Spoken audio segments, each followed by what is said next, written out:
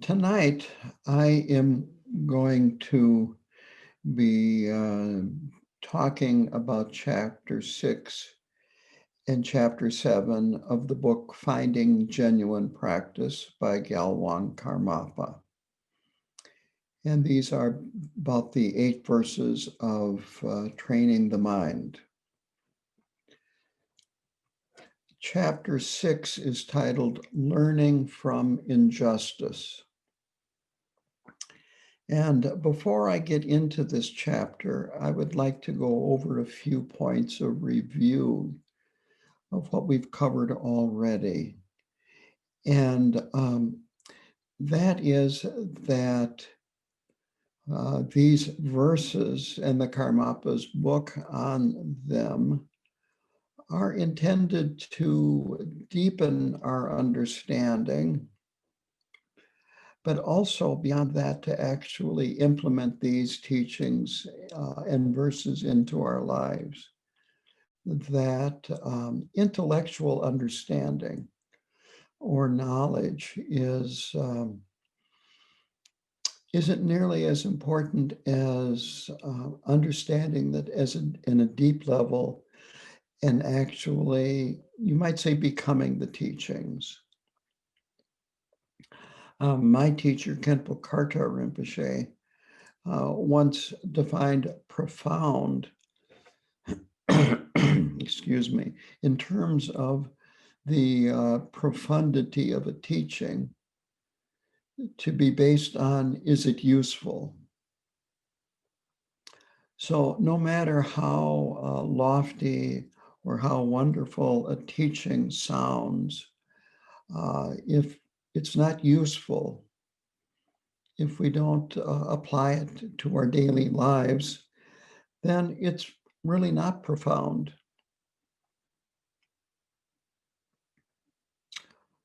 So part of what makes the teachings profound is how we relate to them and how we implement them.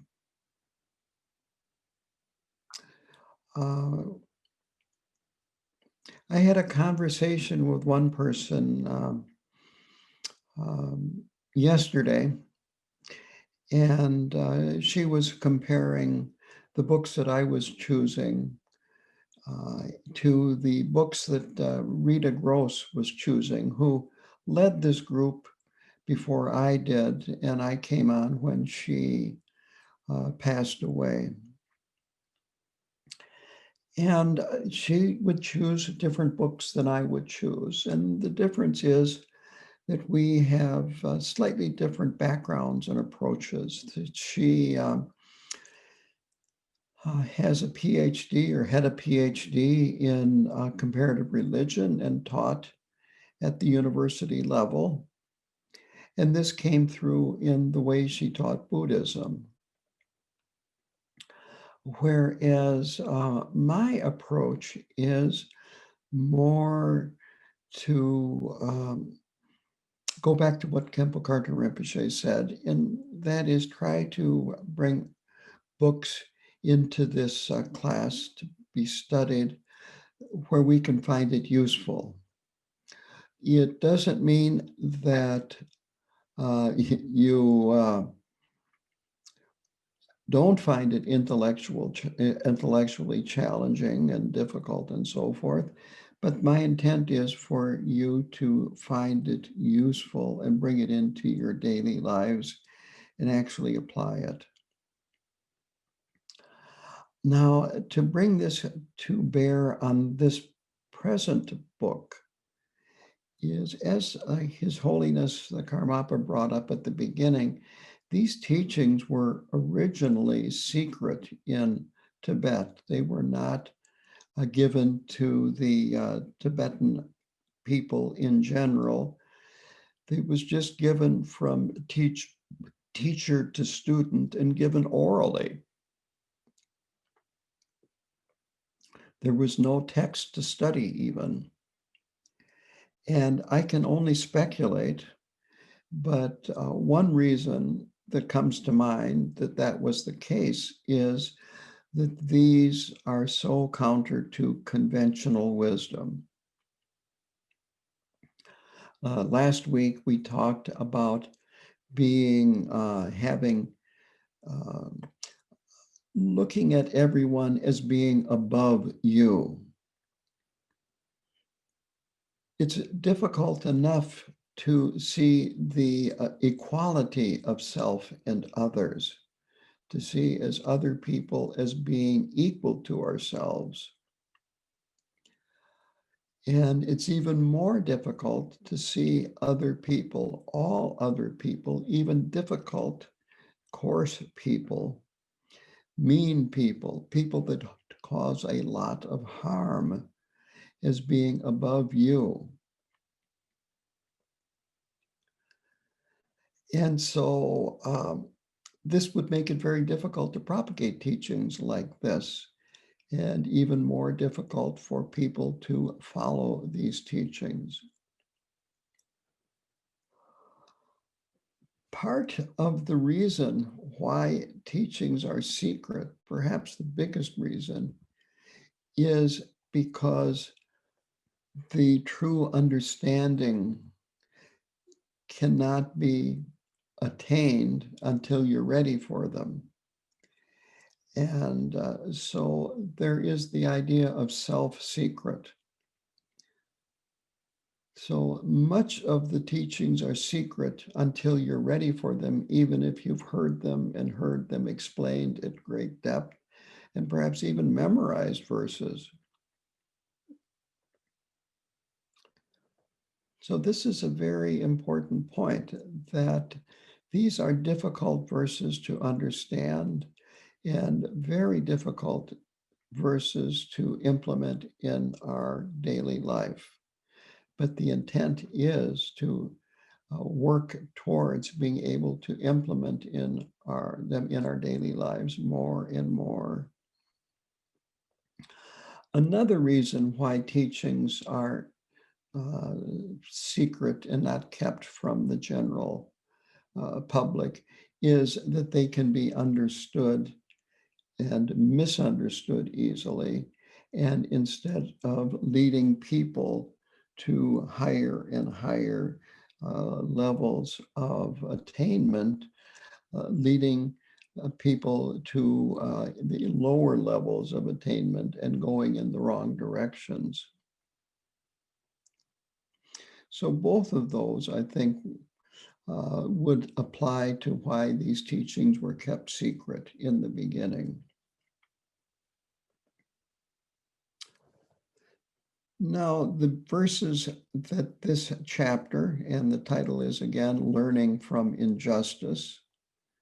The verses that this chapter discusses are, even when someone I have helped or in whom I have placed great hopes mistreats me very unjustly, I will view that person as a true spiritual teacher. This is summarized very well in a Tibetan saying, which is, our worst enemy is our best teacher. So these verses are preparing people who are training to be bodhisattvas. And of course, not everybody is ready for being at this stage of training to be bodhisattvas.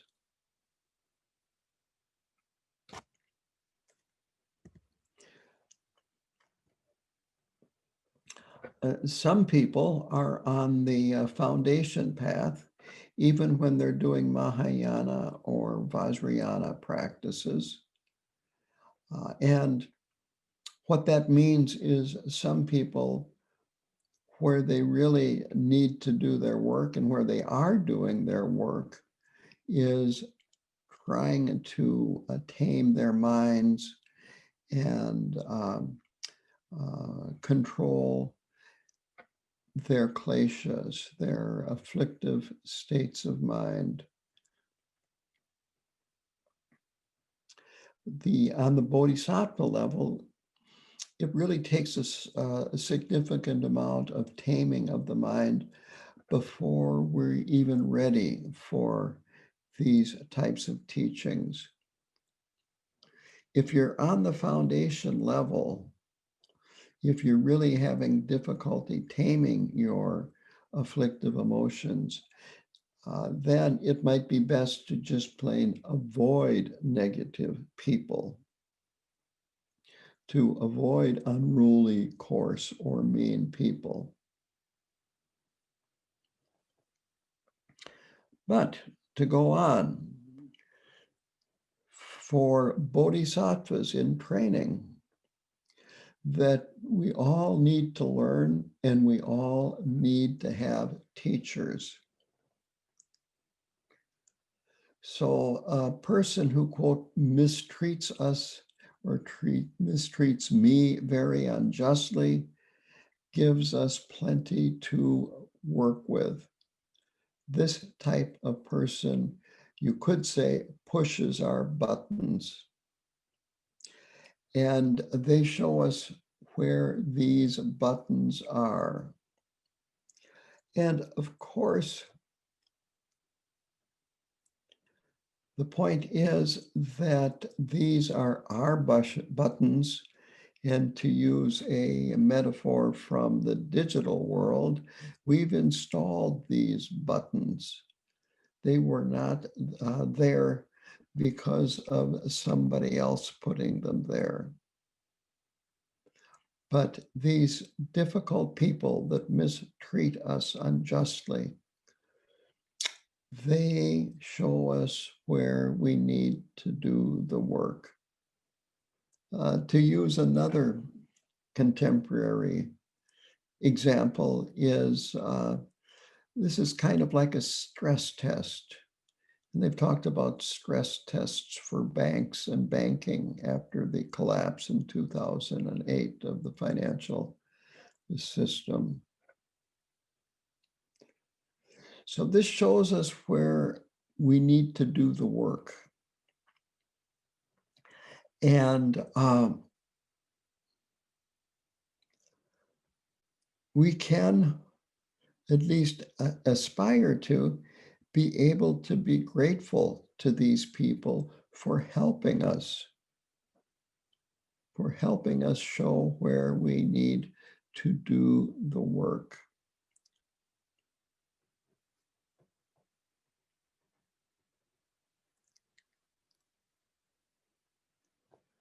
And this is a point that I really can't stress enough. I heard this story. This was a story that I heard from Khandro Rinpoche. And it took place in India at a train station in the days just before Losar, which is the Tibetan New Year's. And at Losar, people will travel to be with family or to be with spiritual guides. And so the train was going to Dharamsala, where the Dalai Lama lives. And he was going to be having public programs then. And so the Tibetan community in this area, a large number of them wanted to get on the train and go to Dharamsala to attend these programs that the Dalai Lama would be leading. And so this is India. And first of all, there were a lot of people. It was crowded train station, crowded train. And then you have the people that work there that in America and in the West, they would be there to help you. But in India, the culture is, the system is that until you give them a tip, they will hassle you and cause you nothing but problems. And so you had a large group of Tibetans from high lamas with their attendants down to the lowest of the Tibetan community. And everybody was getting treated the same by the attendants. And everybody was getting hassled, and people's emotions were getting more and more intense. Anger was arising. Even the High Lama's attendants were losing their patience and their tempers. And finally, one Rinpoche steps into the middle of this and starts doing prostrations to one of the porters. And of course, the other Tibetans present understood this immediately, that he was doing prostrations to this porter as being a great teacher to everybody to develop patience.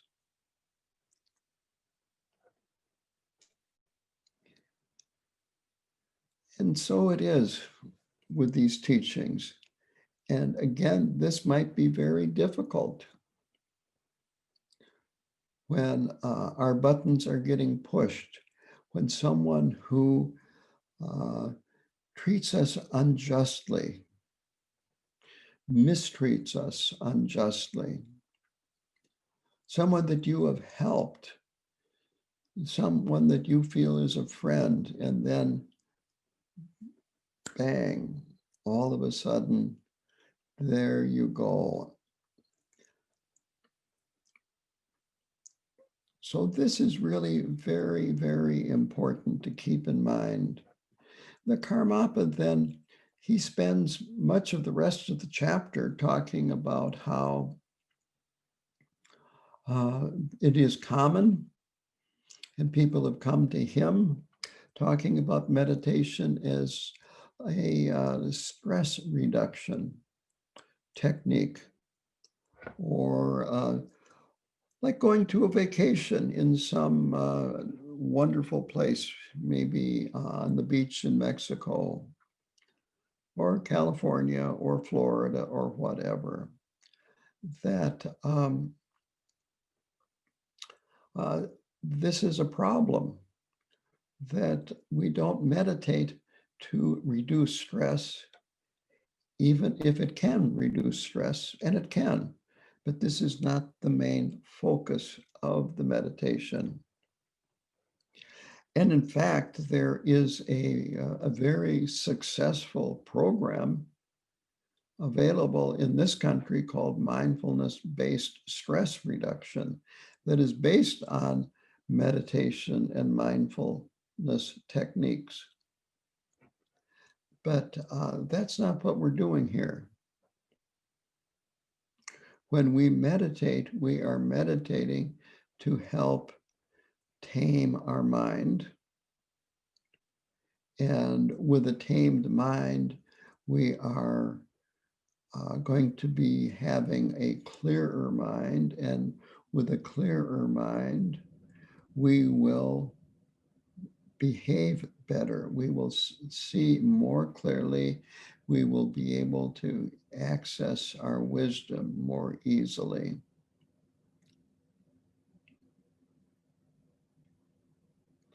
So we're taming our mind by meditating. We're not doing it to reduce stress or to, you might say, take a vacation from the difficulty, the stress, the problems of daily life. It's not an escape. Meditation actually can be difficult to do. So if you're just doing it to reduce stress, then there will be benefit from it, but it's temporary benefit and it won't last. His Holiness the Karmapa compares it to taking a pill to relieve pain. The pill will last for a while and then it will wear off, and then either you take another pill or you've got pain.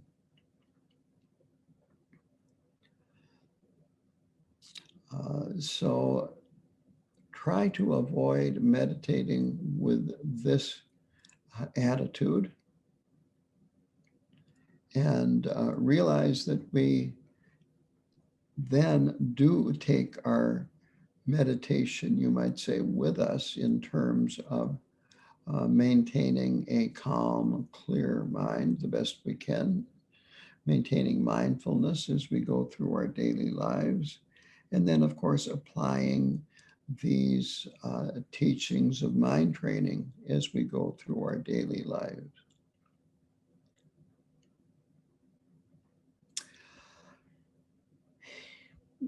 Gyalwang Karmapa says, quote, "Practicing Dharma is an intensive training exercise." So it takes sustained effort over time for this training to become effective, to work. If you don't do the work, you won't experience the results. And it takes courage, determination, conviction, and confidence along with that hard work. And I probably don't have to tell you this, but it is difficult work at times. It certainly isn't comfortable work. Learning difficult lessons from difficult people is not comfortable. But these people, the ones that we feel have treated us unjustly, it is these people that really give us great opportunities to train our mind, to let go of the anger and so forth. So I would actually compare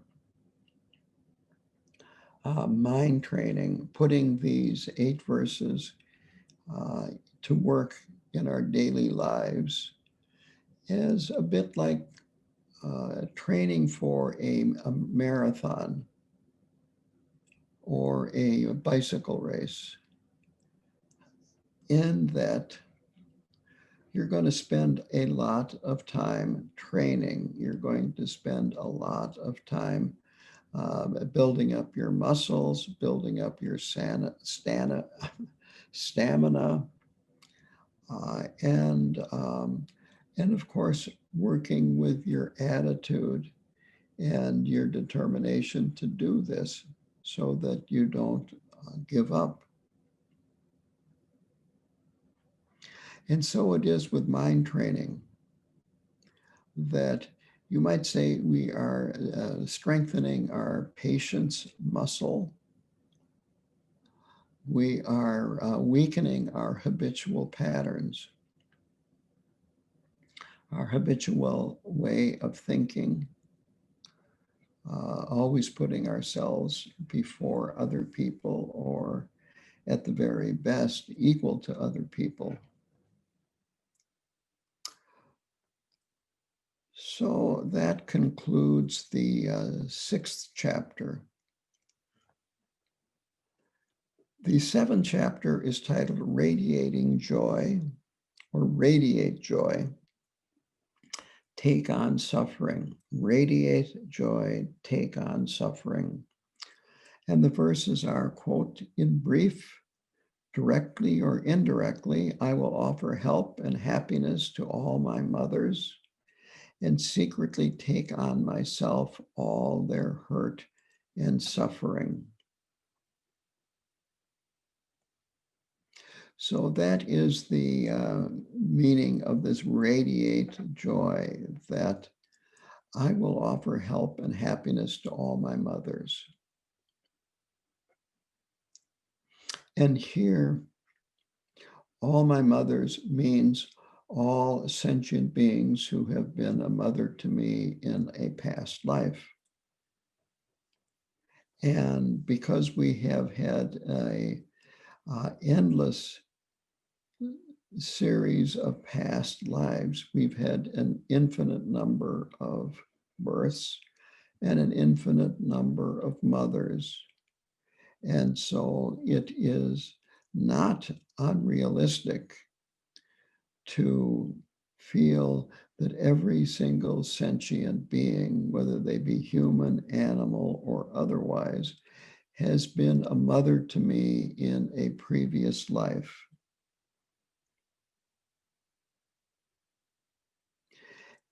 And the point being that then we can meditate on the kindness our mother in this life has shown us and help build our courage and desire to remove her suffering.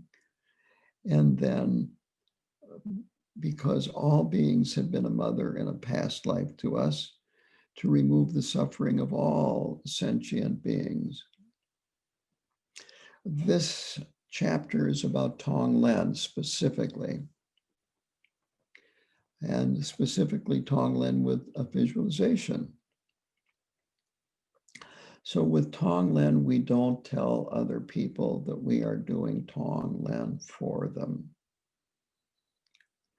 That if you do that, if you tell other people you are doing Tonglen for them, or if you do it in a way that other people are aware of it, other than when you are doing it in a group practice in a shrine room or some other place, other than situations like that, when you're out in public, don't tell people that you're doing it. Don't make a big deal of it. And if you're doing it in your shrine room by yourself, again, don't let other people know that you're doing it for them or that you're doing it for other people, for that matter. This is just would be making a big deal of it. If asked by another practitioner, what you do, and it would be fine to say, well, I do Tonglen, and then just leave it at that. Because otherwise, it can be done, if it's done publicly or telling other people about it, that you're doing it to want to be well regarded. And that's just one of the 8 worldly concerns.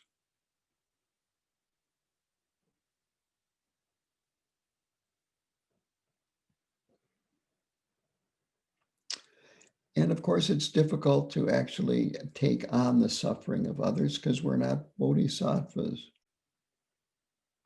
Only a bodhisattva can actually take on the sufferings of others, whether it be illness or anything else. But what we're doing here is we're developing our motivation to take on the suffering of others. Again, you could say we're training to be bodhisattvas.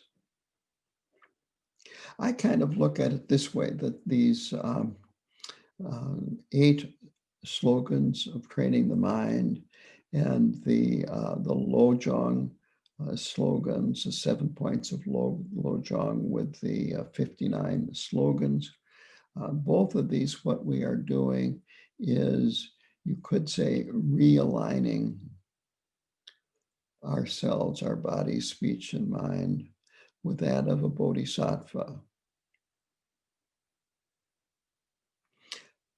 And so we're not bodhisattvas, but we're bodhisattvas in training.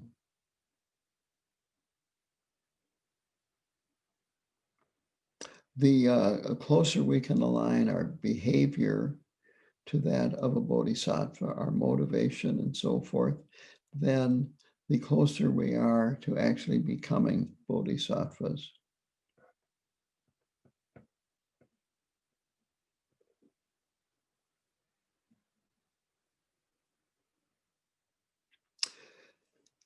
So this mind training is to help us develop the motivation to take on the sufferings of others. And then when we are actually able to do it through a high level of realization, we can do it and we will do it.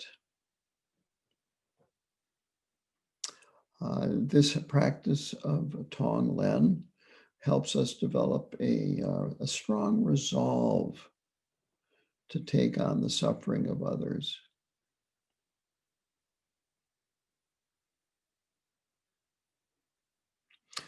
He then talks about how people come to him and say, well, I'd like to help others. I'd like to do this and do that for other people. But right now I can't. And so I'm going to concentrate on accumulating wealth so that when I have this large amount of money, I will be better able to help reduce suffering. And he says that this is actually a problem because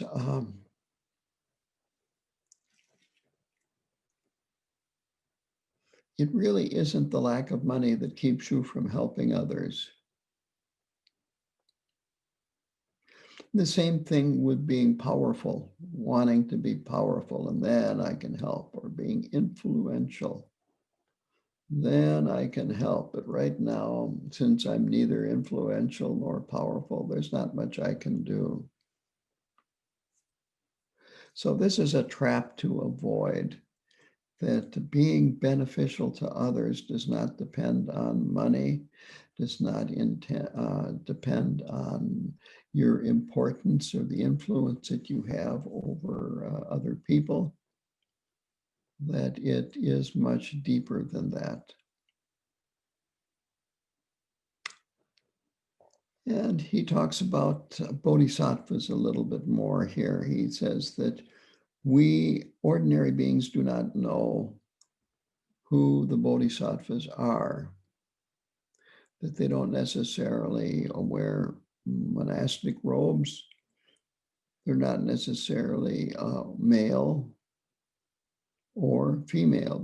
A bodhisattva could be either one, manifest in either male or a female form. And it doesn't even matter. They go beyond the human realm and can manifest as anything. They could manifest as an animal.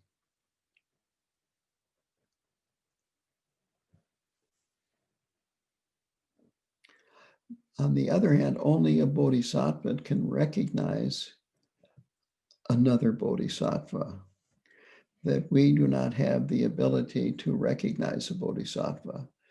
It takes another bodhisattva to recognize one. And the bodhisattva can appear in almost any form, in fact, any form. Gyalwang Karmapa mentions they could be manifesting in the form of a stray dog. I had a good Dharma friend of mine who was from Eau Claire, and we did a lot of Dharma activities together. And one time the Dalai Lama was in Madison, and he just drove down there to see the Dalai Lama. He did not have a ticket for any of the events, didn't tell anyone he was coming. He just drove down there and then hung around the building that the event was going to be in. And this was relatively early in the day. And he told me this story when he came back, that somebody walked up to him. And of course, it was a total stranger, and asked him if he wanted to get in. And he said, of course. And so he gave him a ticket. And he got in. And this was before the program even started. And he was ushered to a seat and got to see the Dalai Lama on stage doing some personal practice. And it was almost empty, the auditorium.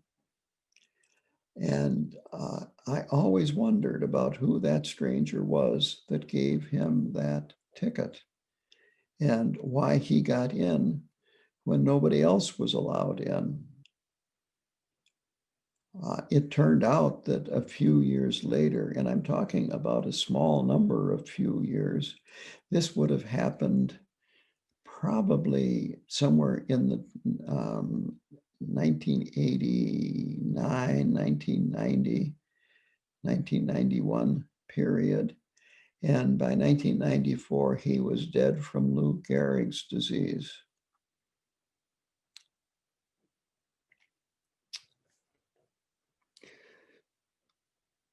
So we don't know most of the bodhisattvas. Most of them work without being recognized. But they abide by these verses, and so they're very humble.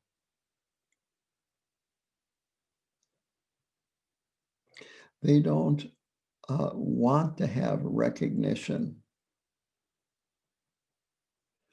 That is their true nature. And in fact, as I mentioned earlier, these verses are just helping us align ourselves to the way a true bodhisattva actually is. This is the direction we want to go in. He also mentions that some bodhisattvas are going to manifest in ways that might make us really wonder, and not wonder about whether they're bodhisattva, but wonder if they've gone too much the other direction. That a true bodhisattva may not always manifest as being kind and gentle, pacifying, and so forth.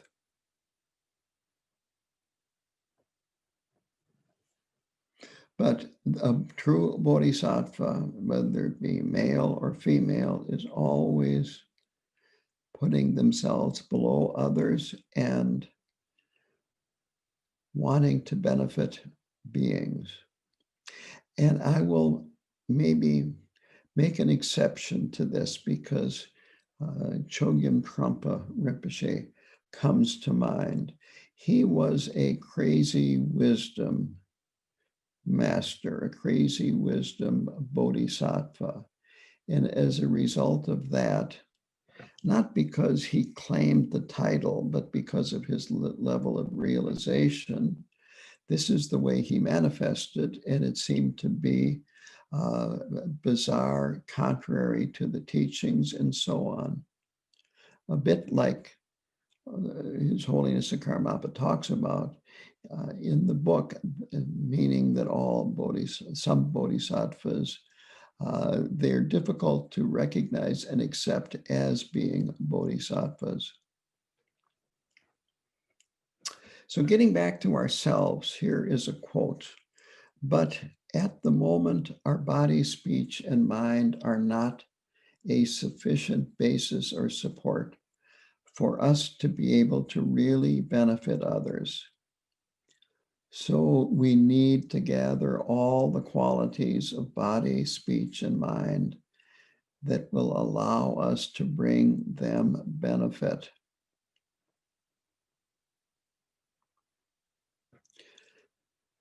So what we are doing here, besides working with our motivation to want to benefit others and working with our mental ability to work with others, here we are wanting to develop our qualities, to, quote, gather all of the qualities of body, speech, and mind, so that we will actually be able to benefit other beings. And what is being discussed here is to benefit them much more than donating money to a charity or to an individual being specifically. Starting a fundraising drive so that someone can get a kidney transplant, and so on. That at the present time, we have little ability to help others beyond a very superficial, short-term level. Bodhisattvas are interested in liberating beings from samsara. And that's the long-term level. So we have to develop our capacity if we are serious about wanting to be of benefit to others more than on a very temporary basis. We have to develop our capacity. Karmapa uses phrases like, quote, gather the virtuous qualities of our body, speech, and mind, end quote.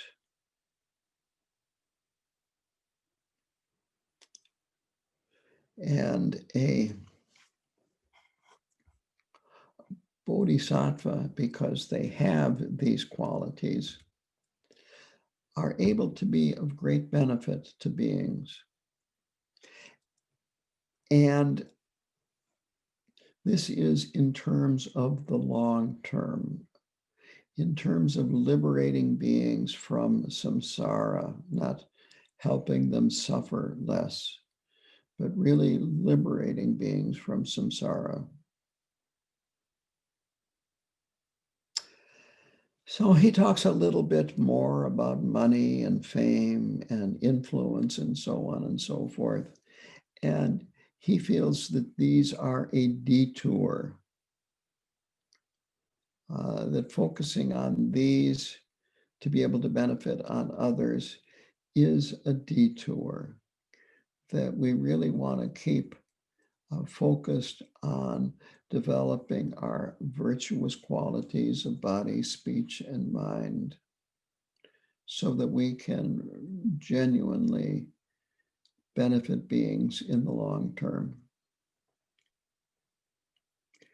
The last sentence in the chapter, in fact, kind of sums this up. Quote, even if you were to get a lot of money, if you do not have the right intention and actions, the money may change you and influence you in a negative way.